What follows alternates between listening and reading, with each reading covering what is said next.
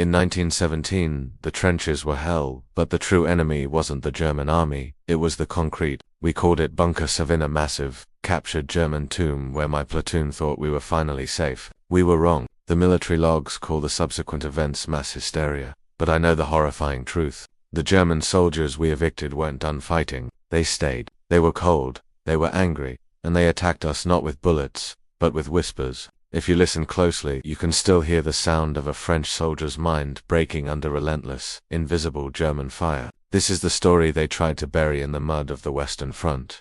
If you believe the darker secrets of history are the ones the generals tried to bury, please take a moment to hit the like button and subscribe to our channel. Your support ensures these untold stories of the unseen war are finally brought to light. The year was 1917. The Great War was not merely a conflict. It was a gaping maw of mud, steel, and madness that devoured men and sanity alike. Sergeant Marcel Dubois, a man forged in the crucible of this conflict, survived the front lines not with blind faith, but with unwavering, almost brutal pragmatism. Marcel hailed from the sturdy, logical heart of Lyon. He was an engineer by trade, a civilian before the war. He believed only in the tangible, concrete, steel, the predictable trajectory of a shell, and the immutable laws of physics. His mind, sharp and disciplined, was a fortress designed to withstand the creeping irrationality of the trenches. Yet, the war would soon introduce him to an enemy he could neither see nor explain, an enemy that violated his most fundamental beliefs about reality.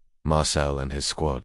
The 4th section of the 12th Engineering Company were French soldiers, men pulled from every disparate corner of the Republic. Their current mission, following a successful but costly French offensive near the Charmin des Dames, was critical: secure and fortify a newly captured section of German trench line, particularly a deeply buried command bunker. This structure, Abrigo Sept Bunker 7, was a strategic prize, a monstrous block of reinforced concrete designed to shrug off the heaviest artillery. The engineer's job was painstaking: repair its collapsed entrance, reinforce its internal structure, and install new French communication lines, effectively turning the enemy's strength against them. Inside, the bunker was a low-ceilinged subterranean chamber, perpetually damp, reeking of stale lime, dense mildew, and the acrid, metallic ghost of spent gunpowder. For Marcel and his utterly depleted squad, it should have been sanctuary, a promise of temporary shelter and relative safety. They were crammed onto triple-stacked metal bunks,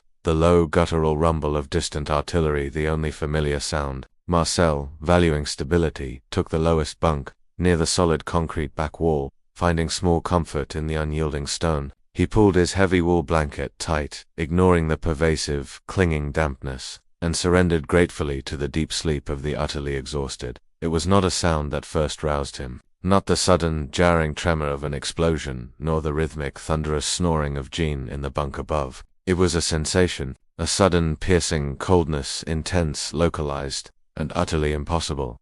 The air inside the bunker was uniformly chilly, thick with the moisture that seeped from the surrounding earth. But this was different. This was a cutting cold, sharp and singular, as if a door to an ice cavern had been violently flung open just inches from his face. The frigid air concentrated itself specifically in the small space between his chin and the cap pulled low over his ears. He felt the tiny hairs on his arms rise, and goosebumps prickle across his skin despite the heavy blanket pulled tight against him. A shiver, deep and involuntary, ran down his spine, a primal alarm bell ringing in the core of his being. Marcel's eyes snapped open in the near-total darkness. The only illumination was the weak, sickly red glow of a single oil lamp hanging precariously at the far end of the narrow corridor, casting long, grotesque shadows that danced and writhed on the rough concrete walls. His disciplined mind, his desperate pragmatism, immediately tried to find a logical anchor, a draft, a damaged vent.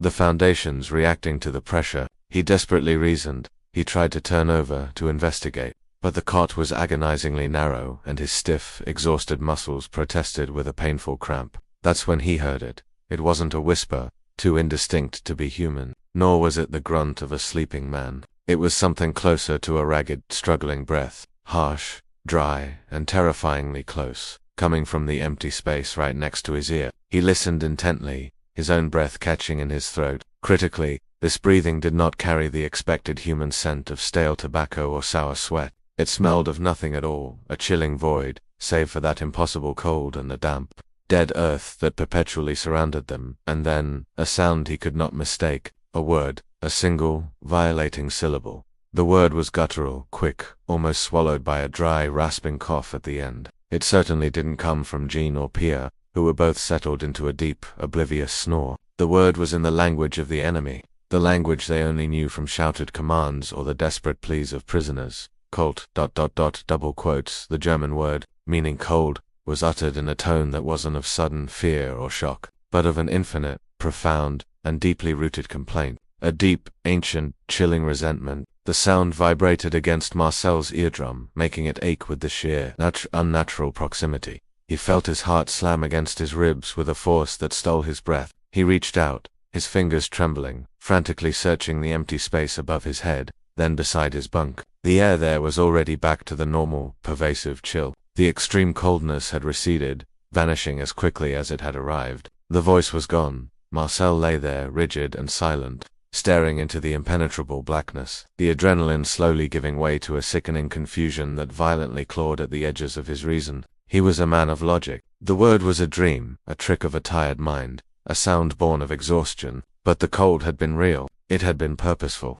and as he stared into the darkness, he couldn't shake the terrifying conviction that the defeated German occupants had left something far more malicious behind in Abrigo Sept than just debris, and that something was cold, and it was watching him sleep, its presence a silent German accusation in the suffocating darkness of the French sanctuary.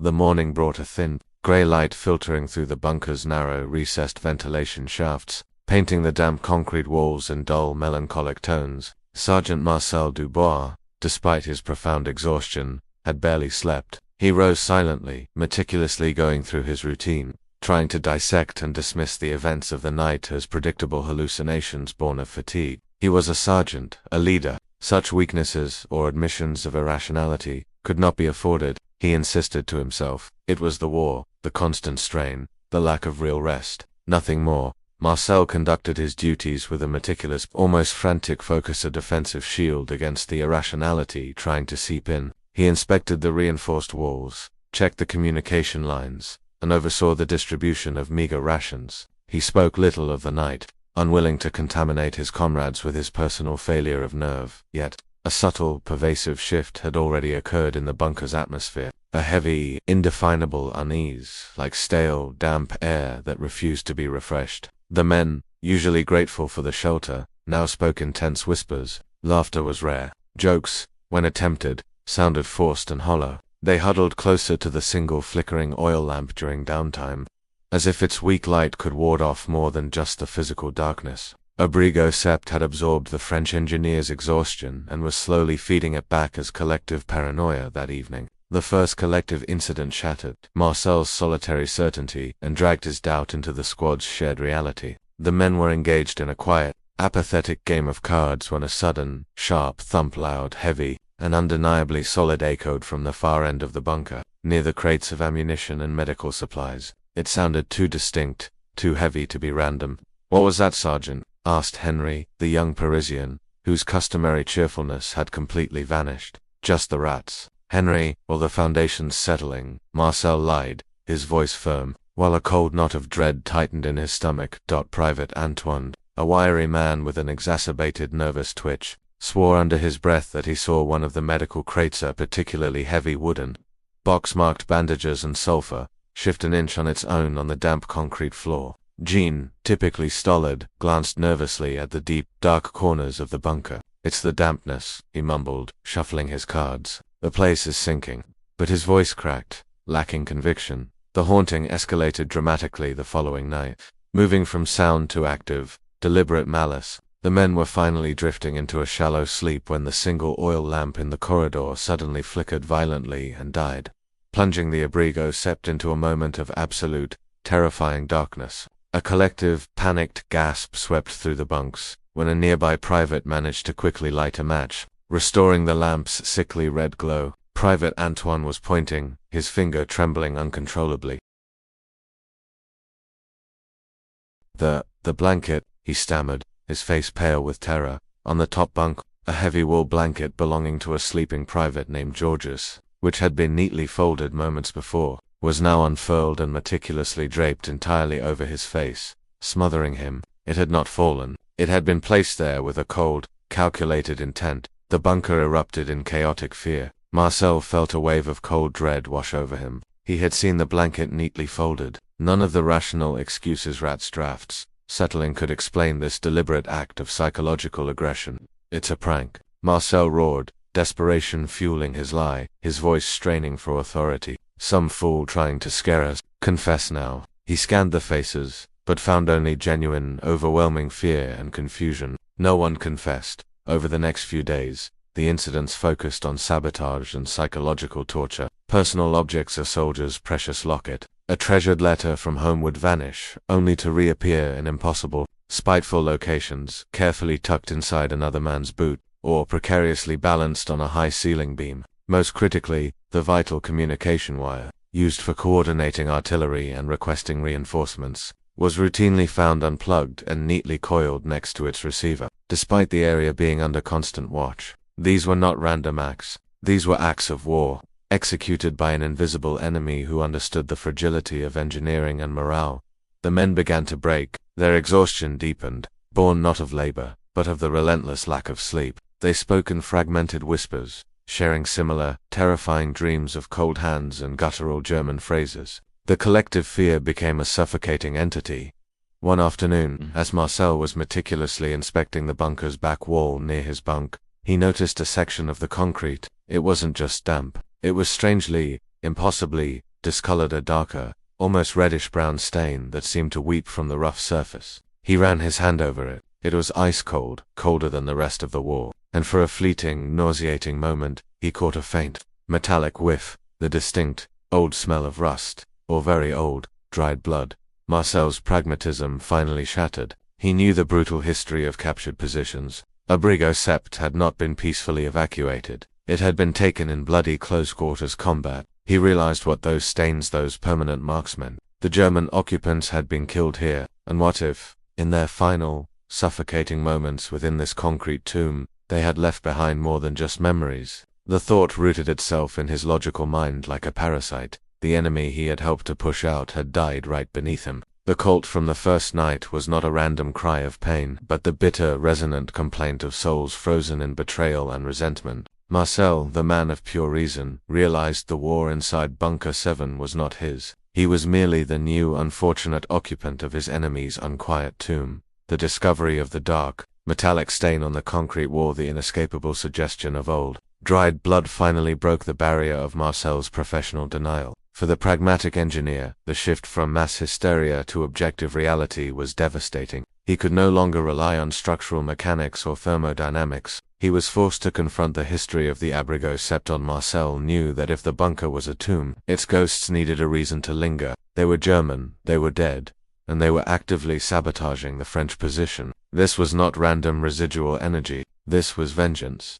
He began his own secret investigation, poring over the captured German logs and maps left behind in the bunker's meager filing cabinet. The official French handover report simply stated the German command had been dislodged.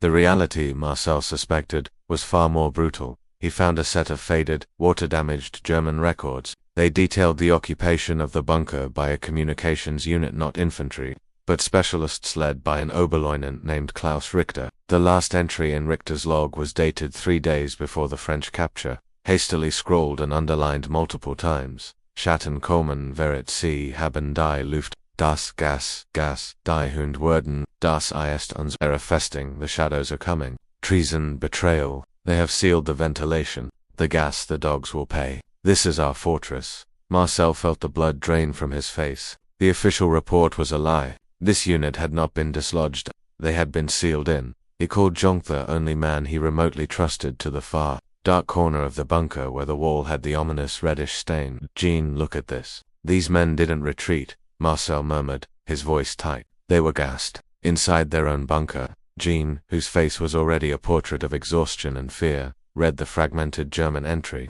He swallowed hard. By the French, Marcel? No, Marcel said, pointing to the line Verit betrayal. They were sealed in by their own side, or perhaps by an initial, desperate French wave who couldn't clear the bunker and just chose to suffocate them with their own gas. Look at the logistics. They were communication specialists. They had no fighting chance once the vents were sealed. The realization hit them like a physical blow. A group of German soldiers had been trapped and executed, not by a heroic French charge, but by a quiet, suffocating death in their own supposed sanctuary. Their remains were likely still buried beneath the reinforced floor, or sealed behind the very concrete Marcel was now defending. Their final act of war was not dying, but staying. That night, the presence was no longer a cold whisper. It was a physical threat that seemed to react directly to Marcel's newfound knowledge. Marcel lay rigid in his bunk, staring at the ceiling. The cold returned, but this time, it was not localized to his face. It began in his feet, a chilling numbness that climbed his legs, slow and deliberate, as if a body was rising from the floor beneath him. He heard the dry, ragged breathing again, but now it was closer, directly above him, accompanied by a sound of metal scraping, the sound of the bunk above him shaking slightly. Then came the voice, clear but horribly weak, a high, strained whisper. No longer just cold, it spoke French, but broken and distorted, as if the language itself was a painful struggle for the spectral speaker. Vous, savez, Marcel vous avez lu, opening parenthesis, you, no, Marcel, you have read. Marcel froze. How did it know his name? He hadn't spoken his name in days, let alone when he was alone. The knowledge had been confined to the logs and his own mind. A small, heavy object fell from the bunk above, landing not on the concrete floor, but precisely on Marcel's chest, right over his heart. It was a smooth, cold pebble, covered in dry dust and grit. Marcel gasped, sitting bolt upright. He scrambled, turning the lamp on, his hands shaking. The pebble lay on his blanket. He picked it up. It was heavy, and as he wiped the dust, he saw a dark, sticky residue on his fingers, the dried, flaky blood from the wall. But the pebble was secondary to the chilling sight that followed. On the wall beside his head, right next to the reddish stain, was a fresh mark. Scratched deeply into the soft concrete, as if by a jagged fingernail, was a single, stark German iron cross. The ghosts were no longer seeking vengeance against the French army. They were seeking vengeance against him, Marcel Dubois, the engineer who had read their final, desperate confession. He was not just an enemy soldier. He was the new jailer of their concrete tomb, and he knew their secret. The spectral attack had become personal. The Germans were communicating, and they knew his name. The game of psychological mischief was over. The siege on Marcel's mind had begun. The scratched iron cross on the wall, etched beside the bloodstain, was no mere coincidence. It was a message, a declaration of war. The German ghosts knew Marcel's name, and they knew he had unearthed their terrible secret. The low-grade mischief and vague collective fear that had plagued Abrigo Sept now intensified, focusing its malevolent energy almost entirely on Sergeant Marcel Dubois. The siege on his mind had begun in earnest. Marcel tried to rationalize, to dismiss the iron cross as a pre-existing mark, the pebble as debris, but the cold, precise way it had landed on his chest, the knowledge of his name, the direct acknowledgement of his reading the log, these things defied all logic. He was no longer just a French soldier in a captured bunker. He was the new jailer of their concrete tomb, and the prisoners wanted out.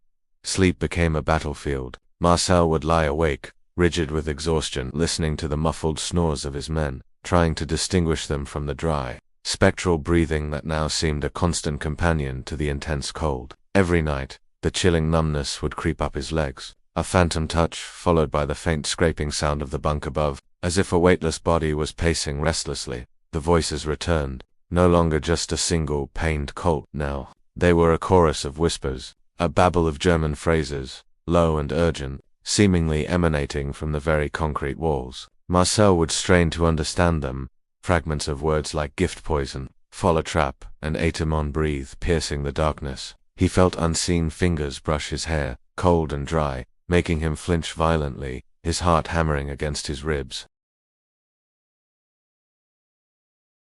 His men too were suffering, though less directly. Their faces grew gaunt, eyes sunken, reflecting a profound sleep deprivation. They became irritable, quick to snap, and prone to sudden, terrified glances at empty spaces. Henry, the cheerful baker, was now a pale, trembling mass, constantly humming a tuneless, mournful melody. Pierre, the young recruit, wept openly in his bunk, muttering about dreams of being buried alive. Jean, the pragmatic veteran, began to talk to himself, arguing with unseen presences in low, angry tones. They were all breaking, but Marcel was being targeted. The ghosts began to play with time, One morning, Marcel would be convinced he had only slept an hour, yet the sun would be high, and his men already at work, having waited for him. Another time, he would fall asleep for what felt like an eternity, waking to find the oil lamp still burning brightly.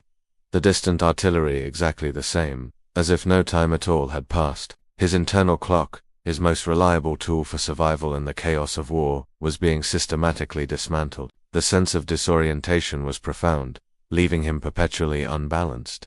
Food, too, became a source of torment. The meager rations, already unappetizing, began to taste like mud and ash to Marcel. He would often find tiny, almost imperceptible specks of what looked like dried grey dust on his bread, or mixed into his stewdust that he now associated with the cement and earth of their shared tomb. His appetite vanished, replaced by a constant nausea. He grew thinner, his uniform hanging loosely on his frame, his eyes acquiring a desperate, starved look. The ultimate psychological attack came in the form of sensory deprivation and overload. The bunker, usually a cacophony of snores and distant shelling, would sometimes fall into an unnatural, absolute silence. No artillery, no distant rifle fire, no sound from his men. Marcel would be plunged into a terrifying void, where his own ragged breath was the only sound, magnifying the spectral whispers from the walls until they became deafening, accusatory screams in his mind. Then, without warning, the bunker would explode into a cacophony of phantom sounds, the crack of distant German rifles, the thunder of unseen artillery, the desperate cries of dying men, all superimposed over the real, muffled sounds of the distant front. He couldn't tell what was real and what was a ghostly illusion. His senses were unreliable, betraying him at every turn. One night, pushed to the brink, Marcel sat up, clutching his rifle, its cold metal a small comfort against the invisible assault. The whispers were all around him, a torrent of guttural German that seemed to press in on his very skull. The cold was a physical weight, crushing him. He saw shadows flickering in the corners of his vision, not real shadows, but the barely perceptible outlines of men in German uniforms, their faces indistinct, their bodies shifting in the gloom. They never fully materialized, never directly attacked, but their presence was overwhelming, suffocating. He could feel their hatred, their desperate need for release, their chilling desire for him to share their fate. They wanted him to understand their suffocation, their slow, agonizing death. They wanted him to break, just as they had. Marcel stood up, swaying, his mind a maelstrom of fear and exhaustion. The voices were urging him, taunting him, in a language he could barely grasp, yet their intent was terrifyingly clear. They wanted him out, not out of the bunker to kill him, but out of his mind. They wanted him to abandon his post, to flee, to show the same desperation they had felt as their air ran out.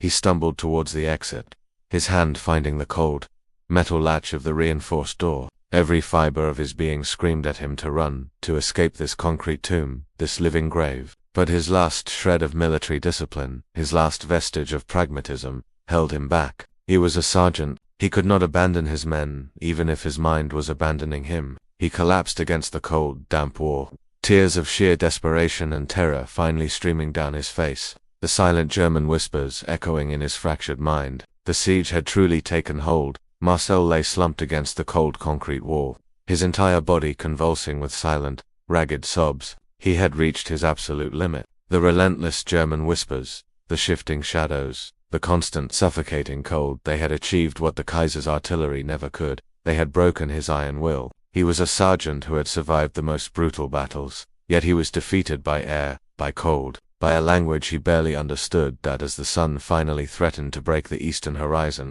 casting a weak, hesitant light down the ventilation shaft, the voices began to recede. The oppressive cold lifted, replaced by the normal, miserable chill of the bunker. The shadows dissolved. Marcel slowly pushed himself up, his muscles screaming in protest. His mind was a fractured landscape of reality and illusion. He knew, with a certainty that transcended logic, that he could not stay. He could not, and would not, die a suffocating, insane death in this concrete tomb. He stumbled to the center of the bunker, his eyes wide and wild. His men lay scattered in their bunks, all pale, exhausted, and deeply asleep. They were utterly silent, breathing the shallow, disturbed breaths of men haunted by shared nightmares. "We leave now." Marcel's voice was a dry, cracking croak, barely loud enough to carry. He began to shake Jean's bunk violently. "Jean, wake up. We're evacuating. The position is compromised." "Now?" Jean groaned, bleary-eyed, confused. "What?" "Marcel." "Gas. Where?" "The line is quiet." "They're here, Jean. They're still here." The Germans, they're in the walls. They know our names. They sealed their own comrades in, and they are cold. Marcel's words tumbled out, frantic and disjointed, a torrent of confession and terror. He pointed wildly at the walls, at the ceiling, at the empty air. They want us out. They want the bunker empty. They want their peace. The other men woke, startled by Marcel's hysteria, staring at their sergeant Sirach. The man of Lajeku was now screaming about dead Germans in the walls. They saw his sunken eyes, the tremors in his hands, the utter madness etched onto his face. Fear quickly replaced confusion. Marcel, unable to convince them verbally, ran to the communication receiver, his final act of military duty. He seized the phone and began desperately shouting into the mouthpiece, not relaying coordinates, but relaying his confession. Command: Abrigo Sept is compromised. Repeat, compromised. We are under attack, psychological attack. The unit is breaking. The enemy is here. They were murdered by their own side, suffocated, and they want revenge. Send relief. Send a priest. Send a squad to disinter the dead. The response from command was immediate and frigid. Sergeant Dubois, your communication is erratic. You sound highly distressed. We are sending an officer to assess your mental state. That was the final blow. The military, the rigid system Marcel had trusted his entire life, was dismissing his truth as shell shock. He slammed the phone down, his last lifeline severed. The German ghosts had already won. He seized a shovel and began maniacally digging at the floor of the bunker, right where the dark reddish stain was thickest on the back wall, screaming, "They're here. They're below us. I'll prove it. I'll give them peace." The men finally subdued him, physically wrestling the shovel away from their now completely raving leader. Within hours, a calm, detached major arrived from headquarters. He did not look at the walls or the corners. He only looked at Marcel. He saw the sunken eyes, the wild, frantic fear, the unverified reports of spectral sabotage and mass hysteria from the men. The major ordered the entire section replaced, citing extreme operational stress and psychological fatigue. Marcel Dubois was officially diagnosed with severe shell shock, a total nervous collapse due to the rigors of trench life. Marcel was escorted away, his protests about the German ghosts, the cult, and the Iron Cross dismissed as symptoms of his shattered mind. He never returned to the front. He spent the remainder of the war, and many years after, in various psychiatric hospitals, fighting not against the Germans, but against the crushing certainty that his mind was the final battlefield. The military logs simply recorded the evacuation of Abrigo Sept, noting the bunker was deemed unfit for long-term occupation due to severe dampness and structural instability. The official documents conveniently omitted the scratch marks, the unprompted hysteria, and the silent agreement among the surviving men that their sergeant had not been entirely wrong. They had all felt the chilling presence. The true victory of the German ghosts was not the sabotage of the French communication lines, nor the recovery of their bunker. Their victory was eternal. They had taken the most pragmatic, logical man in the 4th section and permanently trapped him in the reality of their tomb. Marcel survived the war, but he never regained his peace. For the rest of his long life, in the clean, sterile silence of the hospital rooms, he would feel the cold, localized sensation, and hear the dry, complaining breath. He lived out his years fighting the memory of the German voices, knowing that they had achieved the deepest form of vengeance possible. They had stolen his sanity and ensured that he, Sergeant Marcel Dubois, would remain the eternal jailer of their secret, forever condemned to live the war in the concrete silence of his own mind. The Abrigo Sept was safe, but Marcel Dubois was lost forever in the unforgiving trenches of the unseen war.